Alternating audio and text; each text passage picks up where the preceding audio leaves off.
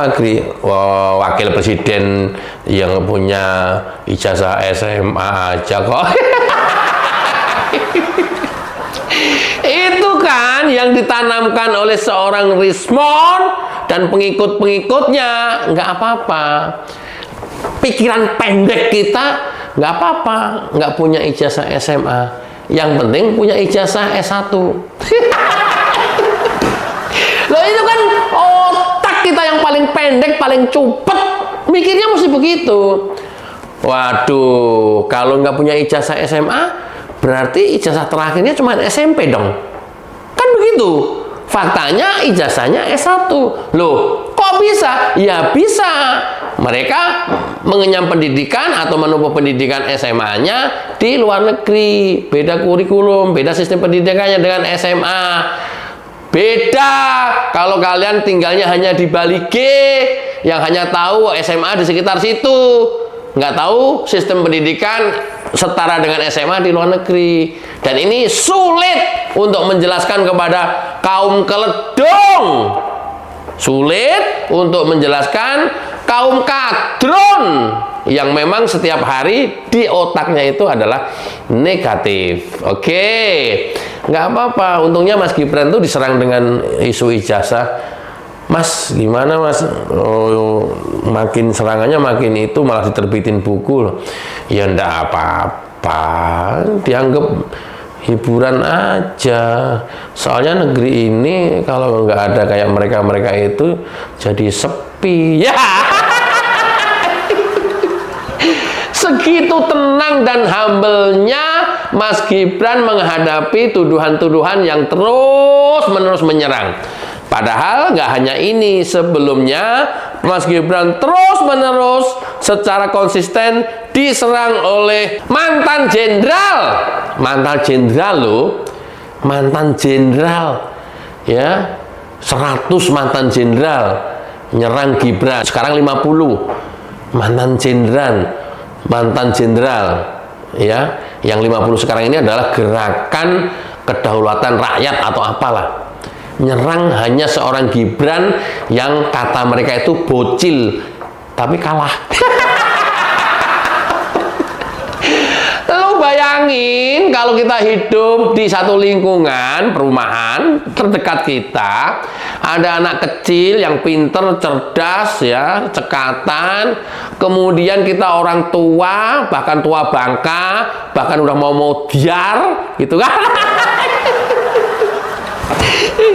Kita lawan anak kecil tersebut, tapi kalah. Malu-maluin kan kalau seperti itu kondisinya. Itu yang terjadi hari ini. Gibran terus-menerus diserang oleh para mantan jenderal. Mas, ini mengganggu loh Mas, negara kalau terus-terusan seperti ini.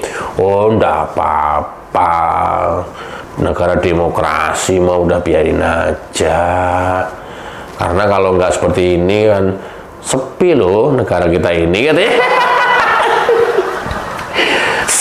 Sesederhana itu Mas Gibran menyikapi serangan-serangan yang terus bertubi-tubi ditujukan kepada beliau. Yang lebih luar biasanya lagi, beliau bilang, ya selagi yang diserang saya, ndak apa-apa, asal yang diserang bukan Pak Prabowo. Bukan luar biasa kan? Ada watak anak kecil yang seperti ini. Bahkan kalian yang orang dewasa, tua bangka, udah mau modiar saja, enggak seperti itu. Kalah dewasa, kalah bijaksana. Kalau mau tahu, enggak apa-apa. Kalau yang diserang saya, justru biarin nyerang saya.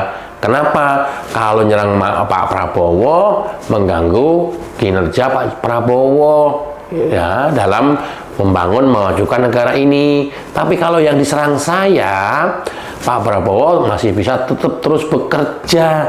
Nggak apa-apa, serius nggak apa-apa. Bayangkan, kalian para mantan jenderal, purnawirawan, melek dikit kek. Kalau nggak melek mata lu, melek mata hati lu gitu loh. Kalah sama bocil yang lu bilang anak kemarin sore, kalah jauh. Kayak gini kah kemudian kalian seorang mantan jenderal? Malu harusnya. Ya, sekarang diserang lagi, nggak mempan kan? Dengan cara lain, isu ijazah SMA katanya nggak punya. Ya, kurang puas, terbitin buku Gibran Endgame. Ya, kurang puas, bukunya nggak laku-laku.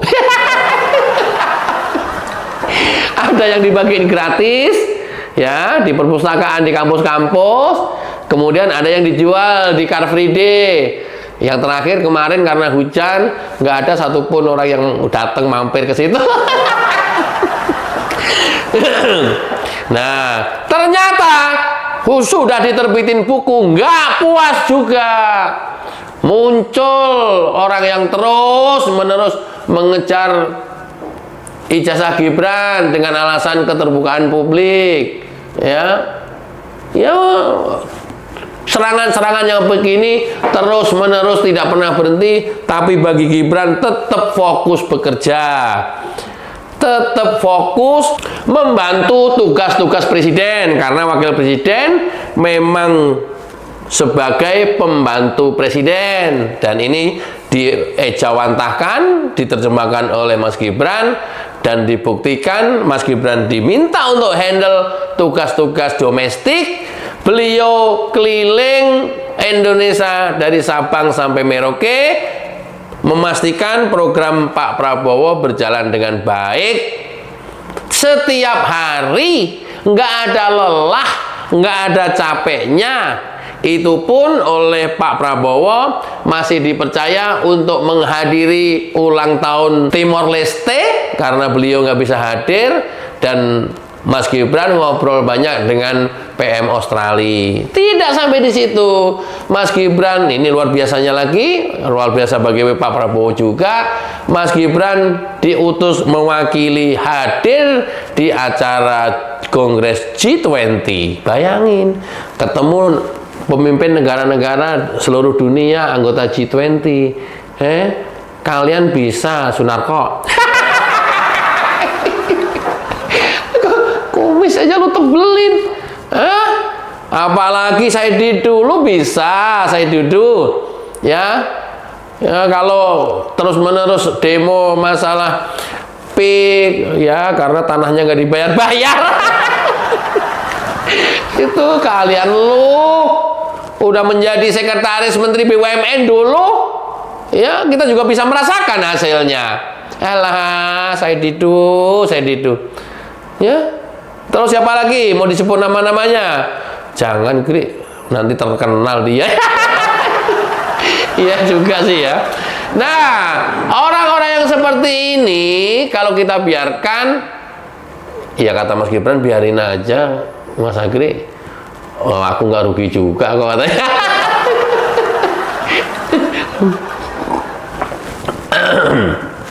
Nah, ternyata serangan terhadap Mas Gibran, ya, tidak hanya itu, ditambah lagi apa, Gri? Belakangan PAN kegatelan. Pagi-pagi sudah mencalonkan Wapres Zulkifli Hasan, ketua umumnya, sebagai Wapres pasangan dengan Pak Prabowo 2029 nanti. Artinya masih 4 tahun. Dul, masih 4 tahun, Dul. Nah, prestasi Zulkifli Hasan yang menonjol apa kalau dibandingkan misalnya dengan Pak Amran? Kan kelihatan tuh. Ya, dan menteri-menteri yang lain yang kelihatan menonjol, misalnya Pak Purbaya, kan kelihatan tuh. Zulkifli Hasan apa? Jadi menteri sudah berapa kali? 3 kali kalau nggak salah ya? Atau makan lebih? Apa yang ditorehkan oleh Zulkifli Hasan yang kelihatan ya? Istilah saya autopilot. Artinya apa? Ada nggak ada menteri juga jalan kalau pekerjaan sehari-hari. Itu jangan diklaim sebagai prestasi. Apa? Kemudian PAN sudah terbukti mendukung Pak Prabowo 2 kali, kalah. Loh, sekarang mendukung yang ketiga kali menang kok bangga. dia bilang karena kita udah konsisten mendukung Pak Prabowo dari dulu sampai dengan hari ini, sudah saatnya ketum kita nanti akan mencalonkan wapres mendampingi Pak Prabowo di 2029. Kepedean lu, Dul. Pak Prabowo menang hari ini, ya. Ketika kamu dukung yang ketiga kalinya, itu bukan karena lo. Bukan karena lo. Itu karena berpasangan dengan Mas Gibran. Fakta ini kamu jangan kesampingkan begitu aja deh. Karena didukung oleh Pak Jokowi. Coba kalau Pak Prabowo nggak didukung Pak Jokowi atau tidak bersama-sama Pak Jokowi, hanya bersama-sama PAN, apa nasibnya nggak akan sama terus? Begini loh, diklaim katanya karena sudah 3 kali konsisten mendukung Pak Prabowo, bersama-sama Pak Prabowo, saatnya 2029 PAN akan mengambil posisi wakil presiden. Keren. Nggak boleh, Gri? Boleh! Siapa bilang nggak boleh? Silahkan. Cuman persoalannya, kamu bisa ngalahin Gibran. Atau emang Pak Prabowo milih lu? Loh, fakta-fakta yang seperti ini kan kalian harus kalkulasi. Wah, terus ada yang kepedean.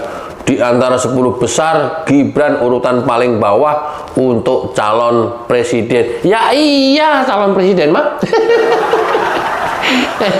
Kan memang Gibran belum hari ini saat sampai sekarang belum bermimpi untuk jadi presiden. Mungkin di 2034 baru mencalonkan menjadi presiden. Hari ini kan sudah dideklarasikan bahwa 2 periode kita kawal Prabowo Gibran, itu terus relawan partai sampai dengan akar rumput. Kalian kepedean? Enggak lah, Gri, kan masa gua kalah sama Gibran? Ya. Oh alah, nang. Betul. Orang itu disenangi oleh masyarakat, disukai masyarakat itu adalah kinerja, hasil kerja, legacy. Kelihatan gitu loh. Kalau hanya kerja-kerja normatif, ya apa bedanya? Ada nggak ada menteri? Apa bedanya? Ada nggak ada kepala daerah misalnya kalau kepala daerah? Tapi Gibran kan menolehkan prestasi yang luar biasa ketika menjadi wali kota Solo. Itulah kemudian para capres waktu itu berbondong-bondong pengen meminang Gibran. Sampai hari ini terjadi yang dilakukan oleh Pak Prabowo. Maka apa? Makanya Pak Prabowo berkali-kali, Gibran anak muda, kalau keluarganya mengizinkan untuk berbakti kepada negeri, apa salahnya? Saya yang minta. Pak Jokowi sama sekali nggak ngomong apapun, bahkan malah melarang. Saya yang terus-menerus secara konsisten minta izin ke Pak Jokowi supaya Gibran didedikasikan untuk membangun negara Indonesia ini bersama-sama saya. Saya yang minta. Drone! Yang minta Pak Prabowo berkali-kali. Nah, kalau hari ini kalian pengen memisahkan Gibran dengan Pak Prabowo, ya tuh mendingan Pak Prabowo ngusir lu. Kalkulasinya Pak Prabowo pasti begitu. Misalnya, ya kelompok Purnawan Jenderal yang terus-menerus pengen makzulan Gibran, ya kalkulasinya Pak Prabowo loh. Lu memajukan Gibran, daripada memajukan Gibran, ya mendingan gua depak lu. Mendingan gua nggak jadiin apa-apa lu, ya mendingan gua terus membangun pemerintahan ini bersama Gibran yang fakta-faktanya bisa membantu tugas-tugas sehari saya. Sama terhadap kelompok-kelompok kadrun dan keledung yang terus-menerus pengen memajukan Gibran. Sederhana bagi Pak Prabowo. Loh, kalian kerja enggak? Dukung saya enggak? Kok seolah-olah sekarang pengen memajukan Gibran, pengen menyelamatkan saya? Dari mana rumusnya? Dari awal mendukung Pak Prabowo enggak? Kampanye buat Pak Prabowo apalagi? Yang ada waktu itu menyerang Pak Prabowo terus, menghina Pak Prabowo terus. ya, menjatuhkan dengan berbagai macam cara. Loh, kok hari ini tiba-tiba kalian sok hebat pengen menyelamatkan Pak Prabowo? Percaya gitu Pak Prabowo? Ya pastinya percayanya lebih ke Gibran lah. Nah, kalian kelompok-kelompok keledung, kelompok-kelompok kadrun ini udah pasti nggak mau Pak Prabowo. Lu mau ngomong apa? Ya, termasuk para tersangka ini kan, kita harus bela Pak Prabowo, kita harus selamatkan Pak Prabowo, kita makzulkan Gibran. Matane loh. Oh alah, betul. Model-model yang kayak begini kok, aduh ya Allah. Oke, ada lagi Gri, partai-partai yang sok genit. Ada, tapi udah biarin aja. Itu mah normal-normal aja dalam dunia politik. Ya iya sih Gri, kalau kemudian ini udah tinggal 2 tahun atau 1 tahun gitulah ya, sebagai persiapan. Ini masih lama Gri, masih 4 tahun. Kok partai-partai kegenitan sih? Nggak apa-apa. Karena apa? Bukan mereka, bukan partai juga yang membuat mereka jadi. Yang membuat mereka terpilih dan jadi wakil presiden atau presiden itu adalah masyarakat. Kalau seperti ini tingkah mereka, ya masyarakat juga langsung menilai bahwa oh ini orang nggak bener. Ini udah nggak bisa kalau kita milih ini. Kalaupun kepilih pun dia nggak akan mikirin rakyat. Yang ada mikirin dirinya sendiri, keluarga, kelompok, dan partainya. Itu yang terjadi selama ini. Nggak ada kemajuan buat negara ini. Nggak ada. Apalagi kemudian memikirkan rakyatnya. Dan Pak Prabowo tahu persis ini. Kemudian mau gitu Pak Prabowo berpasangan sama mereka? Enggak. Loh. Terus kemudian berusaha untuk memisahkan Pak Prabowo dengan Pak Jokowi. Terus dia datang sebagai pahlawan. Pak Prabowo nanggapin gitu. Pak Prabowo kemudian membuang Pak Jokowi. Oh iya nih kayaknya nih. Gua tendang Pak Jokowi lah. Gua pecat Gibran lah. Mendingan gua sama kelompok kadrun gitu.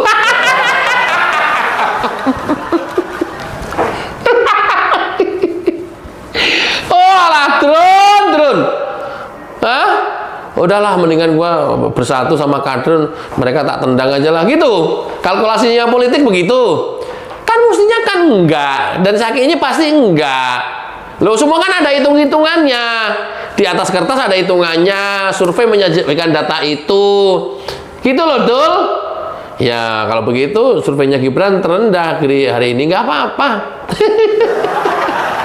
Nggak apa-apa, masih jauh. Sekarang fokus kerja, membantu tugas-tugas presiden, mensukseskan program-program presiden, pemerintahan Pak Prabowo. Ya, kemudian masyarakat menilai kurang 2 tahun, ada survei, udah pasti melejit, nggak bisa enggak. Loh, nggak bisa dipungkirin begitu saja loh. Hasil survei terakhir Mas Gibran nggak dipublis.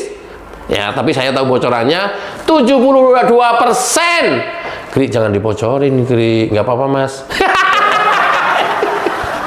Gri, seriusan, Gri. Kan itu kan kemarin hanya saya publish ke lu doang, Gri. Lu dijadiin konten begini ya nggak bener lah, Gri. Nggak bisa pegang rahasia gua lo, Gri. Hari ini, ya, survei diam-diam yang nggak dipublish itu hanya untuk mengukur kinerjanya di diri sendiri Mas Gibran 72%.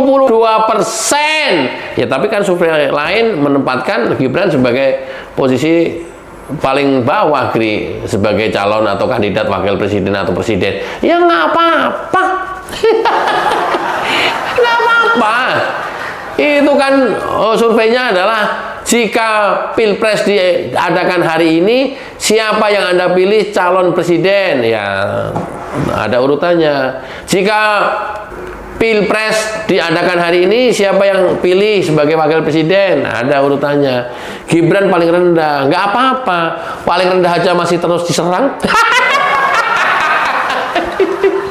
Loh, ini kan realita. Ini kan fakta yang nggak bisa dimunafikan begitu saja. Apalagi Gibran tertinggi. Waduh. Tiap hari itu diserang terus. Kanan kiri. Makanya sebenarnya dibisikin itu. Gua surveinya paling rendah dong, paling bawah dong. Serius, Mas. Iya, nggak apa-apa mas, nggak apa-apa. Yang penting bekerja. Kok gitu mas? Kenapa? Loh, gua aja paling rendah aja masih diserang terus, orang ketakutan, ya. Nanti kalau surveinya saya paling tinggi, itu loh, main catur politik, blok, kayak gini-gini aja nggak paham lu, hah? Itu cara main politik. Ya, supaya nggak terlalu berat-berat amat juga. Coba bayangkan, kalau Gibran surveinya di atas. Waduh, kayak apa kelompok-kelompok kadrun, kelompok-kelompok keledung, kayak cacing kepanasan pastinya. Caranya begitu. Yang penting kerja. Makanya Mas Gibran, ya udah, enggak apa-apa. Saya belum memikirkan 2029.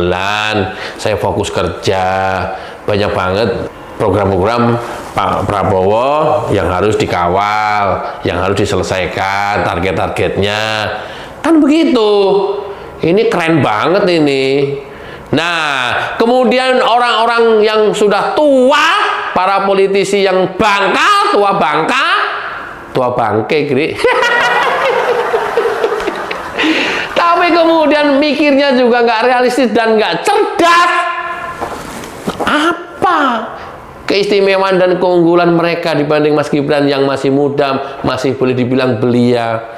Ya, kalau kemudian kalian nggak kalah pinter dengan Mas Gibran, kenapa kalian takut dengan Mas Gibran? Kalau kalian nggak kalah cerdas dengan Mas Gibran, kenapa kalian juga khawatir dengan keberadaan Mas Gibran? Kalau kalian itu aseptabilitasnya terhadap masyarakat tinggi, kalian disenengin masyarakat, disenengin rakyat, kenapa kemudian kalian harus takut kepada Gibran?